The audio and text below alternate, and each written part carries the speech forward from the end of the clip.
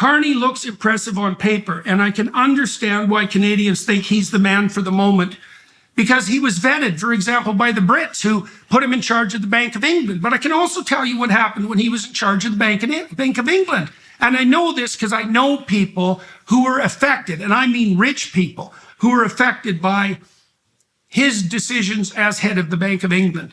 So the policies that Carney put forward as the head of the Bank of England produced an asset boom. And what that means is that stock prices went upward radically.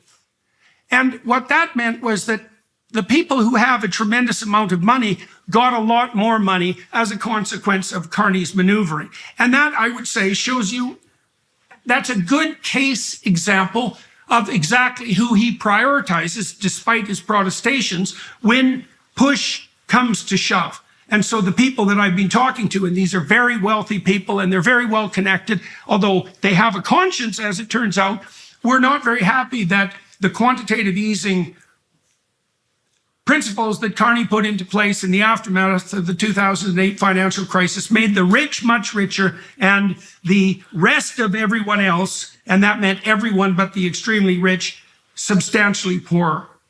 And so that's an example of what happened when Carney was running the Bank of England. And so there's no evidence that he's like a friend of yours.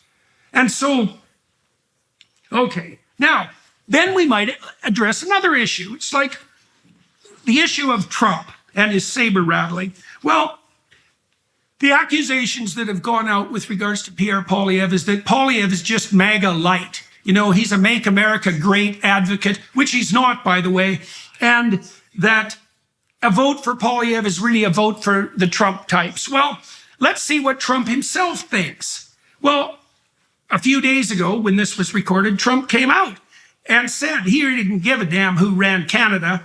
And so, you know, we can conclude from that what we might as Canadians. One thing we can conclude, and, you know, you want to put this in perspective, is that the new American administration has a lot of countries to keep track of. And Canada is the US's major trading partner, and we should get some due consideration. But that doesn't mean that the new administration has had Canada in its sights, so to speak, or even understands the Canadian political landscape particularly well. And it's my impression, and I've done some digging, that Trump didn't understand that his comments about Canada and the tariffs and his threat to turn Canada into the 51st state would be utilized by the Liberals to resurrect them from the well-deserved death they had already managed and to raise them up above the Conservatives. He didn't know that. Now you could say, well, he should have. It's like, yeah, fair enough, but it doesn't matter because he didn't. And so I don't know if he would have cared if he did know, but he didn't know. But the upshot is the Liberals have leapt ahead. Now, then you might say that's no problem because Mark Carney, man, he's got the international cachet to put that orange-haired son of a bitch in his place. And then you might think, well, what does Trump think about that? And what Trump said was he'd rather negotiate with a liberal.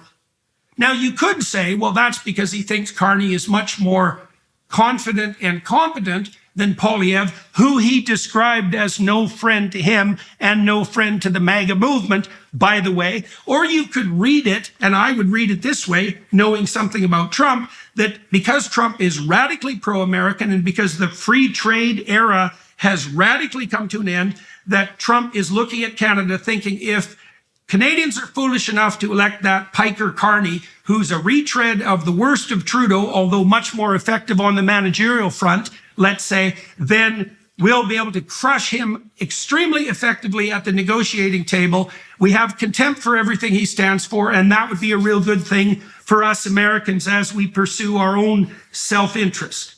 And so if you think that Trump is intimidated by Carney and his international expertise, you don't understand the Americans, and you certainly don't understand Trump, because not only is that not the case, and I know it's not the case because I have extensive contacts in DC, which I have carefully developed over the last 5 years, precisely for moments like this. And they tell me what's going on. It's not like Trump and the MAGA Republicans think that Carney is a credible, canny negotiator that's going to bring them to heel.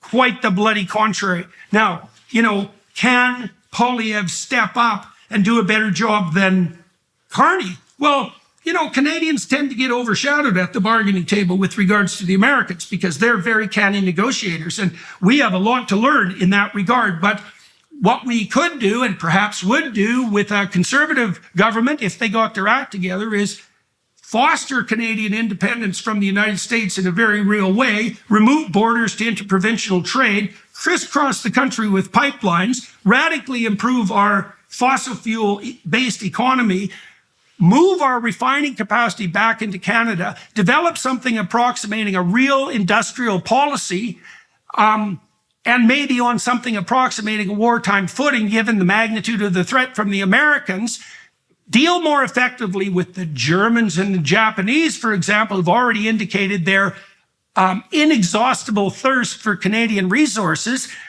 make ourselves into the industrial powerhouse that Canada could most clearly be, indicate our willingness to contribute to military defense in the manner that we should, given the necessity for that in an increasingly unstable world, signal to the Americans thereby that we're willing to pursue our weight, but that we don't bloody well need them if push comes to shove, and then sit down with them at the negotiating table like a real competitor and contender and potential ally.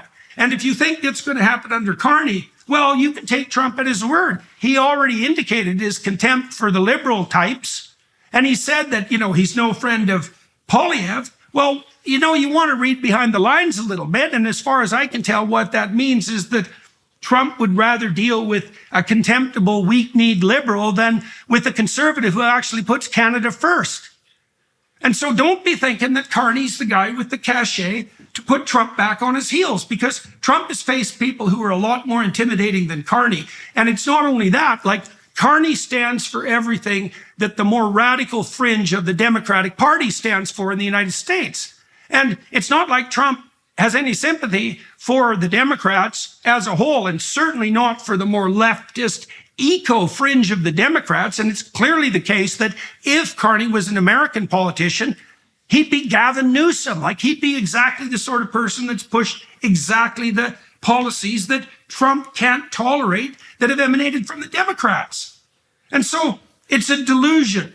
So Carney has a very impressive resume, read shallowly. And I can understand why Canadians are relying on that as an indicator of his competence. And they're also hopeful that he's a new guy, which he most certainly isn't. But if you look into what he's actually done and what the consequences have been, and if you actually assess what he said in his book, Values, for example, where it's written down in black and white, you find that if we elect Carney in Canada, which at the moment looks like a reasonable likelihood, we're facing the same situation that we faced under Trudeau, except Carney will be more effective at implementing it. And so we're going to do worse faster and with a lot more virtue signaling. And that's hard to believe because, Trudeau virtue signaled to a degree that was virtually impossible as he impoverished Canada to no positive end whatsoever on the environmental front. And all that's going to happen is that that's going to be much worse under Carney. So we already see that Carney set at serious odds, for example, with Danielle Smith in Alberta. And that's a continuation of the scrap that Smith and the West has been having with Trudeau and the Liberals and the East as a whole. That's not going to rectify itself. It isn't even obvious to me that the country itself, which the Liberals for the last 10 years have regarded as an entity with no real central identity anyways, it isn't obvious to me at all that the country's going to be able to survive another 4-year round of liberal, utopian, globalist, environmentalist, net zero catastrophe. And so don't be thinking that Carney's a new guy.